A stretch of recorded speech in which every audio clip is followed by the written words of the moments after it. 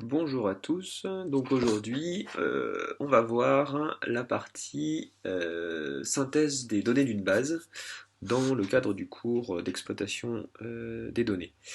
Donc on a vu précédemment comment on pouvait sortir des informations d'une base de données avec la requête select une liste de champs qu'on souhaite afficher from table et le nom de la table. On pouvait mettre des conditions de filtre pour n'afficher que certaines données que l'on voulait afficher, et en plus on a pu voir comment avec la clause order by on est à même de pouvoir faire des tris ascendants ou descendants par ordre alphabétique ou ordre alphabétique inversé, croissant ou décroissant. Maintenant, on va compléter cette capacité du select à afficher non plus les lignes d'une table, mais à grouper ces lignes en fonction de critères, et notamment en précisant comment on va grouper ces champs. C'est le rôle du group by.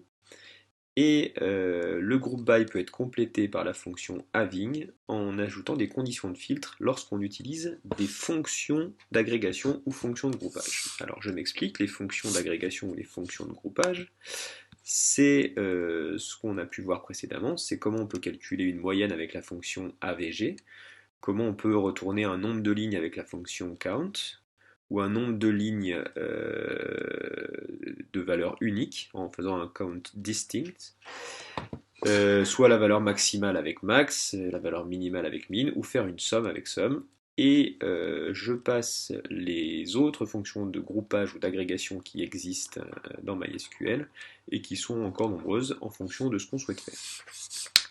Aujourd'hui, on ne va se concentrer que sur certaines de ces fonctions de groupage pour illustrer le fonctionnement de la requête select avec la clause group by et having. Donc on va s'appuyer pour ça sur une base de données, mission O, qui contient une table type de capteur. Type de capteur, c'est là-dedans où je vais recenser différents types de capteurs avec leur libellé et un ID de type. Une table capteur qui va contenir un ensemble de capteurs, et c'est surtout cette table qu'on va utiliser. Cette table capteur contient, chaque capteur a un ID, possède un modèle, un type de capteur. Ce type de capteur, c'est une clé étrangère qui fait référence à ma table type capteur, qui pointe vers donc l'ID type de type capteur. Et j'ai une date d'achat et un prix. Donc pour illustrer la partie group by, on va se concentrer sur cette table capteur qui contient des données. Dans un premier temps, ce qu'on fait, c'est qu'on affiche les données de cette table. Donc un simple select étoile from capteur nous affiche l'ensemble des données de la table capteur. Ces données, je les ai sélectionnées et je les ai mises dans un fichier Excel. On se retrouve donc avec l'extraction de ma table capteur pour bien visualiser l'ensemble du contenu de cette table. Ce qu'on souhaite faire maintenant, c'est regarder, on a différents modèles de capteurs. Certains capteurs ont le même modèle. Donc si on regarde dans ce filtre-là, on voit qu'on apparaît les différents modèles. On a le modèle alpha 1, le modèle capteur température bêta 3, le modèle capteur température delta 2 et la sonde sismique Arunta Z. Dans un premier temps, ce qu'on souhaite faire, c'est éventuellement afficher la liste des modèles. Donc si on fait un select model from capteur, si je n'exécute uniquement, uniquement ceci, on va voir quoi? On va voir que je vais avoir la liste de mes modèles. Le problème, c'est que j'ai mes modèles qui sont en doublon puisque j'affiche la liste de tous mes capteurs. Toutes les lignes de ma table capteur, j'affiche les modèles. Donc forcément, je vais me retrouver avec l'affichage de cette colonne-là.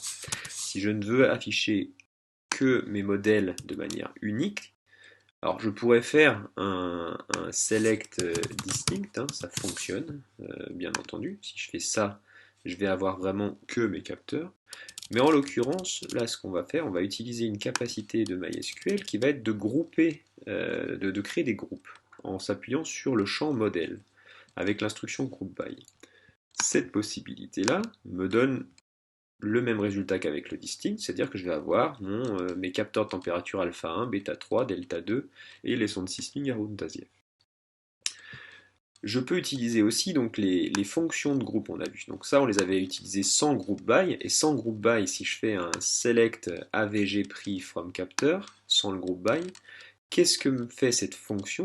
Eh bien, elle va tout simplement prendre l'ensemble des prix. Elle considère que toutes les lignes de ma table font partie du même groupe. C'est un seul et même groupe.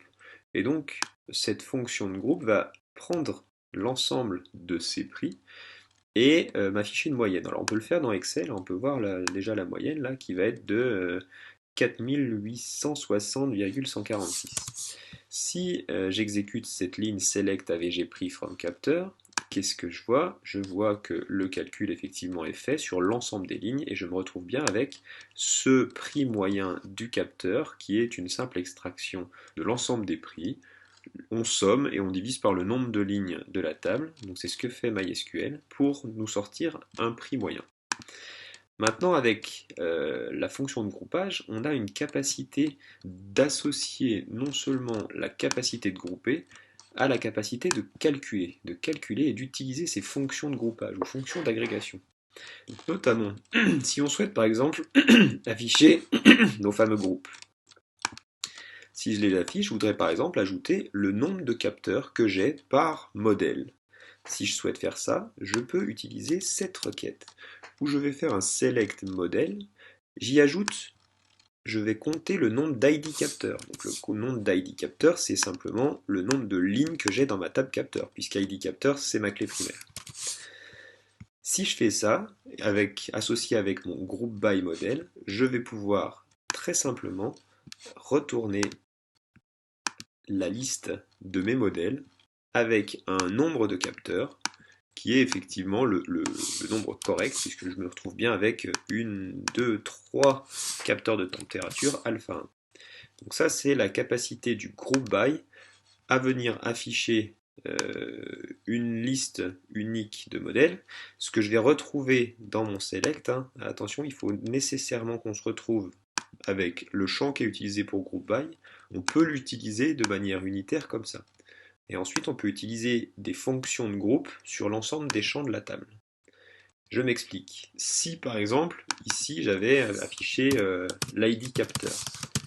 L'ID capteur, si je fais un select ID capteur from capteur group by model, le champ modèle, le champ ID capteur ne se retrouve pas derrière mon group by. Et cette instruction-là va m'afficher pas forcément des valeurs très intéressantes, puisque je vais me retrouver avec l'ID 1, l'ID 4, l'ID 7, l'ID 9. Alors effectivement, ça va être le premier ID de chaque de capteur de chaque groupe. Mais c'est pas une information qui est très intéressante.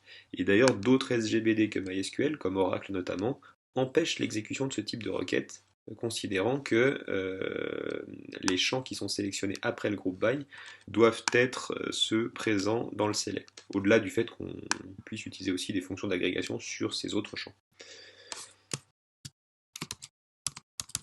Alors, maintenant, si on veut aller plus loin et par exemple afficher la liste des modèles avec le nombre de capteurs et un prix moyen des capteurs, on exécute cette requête-là qui va nous donner donc un select modèle. J'affiche bien le champ modèle, mais groupé par modèle, donc je n'affiche qu'une seule ligne de mes modèles de manière unique, les capteurs alpha 1, bêta 3, delta 2 et sonde Arun-Taziev. Je compte le nombre d'ID capteurs regroupés par modèle. Donc là, le count ID capteur s'applique bien à un groupe, le groupe de mes capteurs par modèle. Donc là, j'en ai 3 pour le premier, notamment. Et de même pour la fonction de groupage AVG qui me calcule la moyenne, dans ce cas-là, du prix. Cette moyenne, elle est calculée sur un groupe. Donc le group by va clairement permettre de grouper un ensemble de lignes sur lequel on va appliquer une fonction de calcul. Donc c'est bien ce que fait ce type de requête. On groupe par un champ et on vient ensuite appliquer une fonction d'agrégation pour effectuer un calcul, une somme, voir quel est le minimum ou le maximum au sein de ce groupe. Donc c'est vraiment, si je reprends le tableau Excel, on vient s'appuyer sur cette colonne modèle sur laquelle on fait le groupe by, on vient identifier un premier groupe, on vient identifier un deuxième groupe, et on vient identifier donc tous les groupes différents. Et par rapport à ça, par rapport à ces groupes différents, on vient effectuer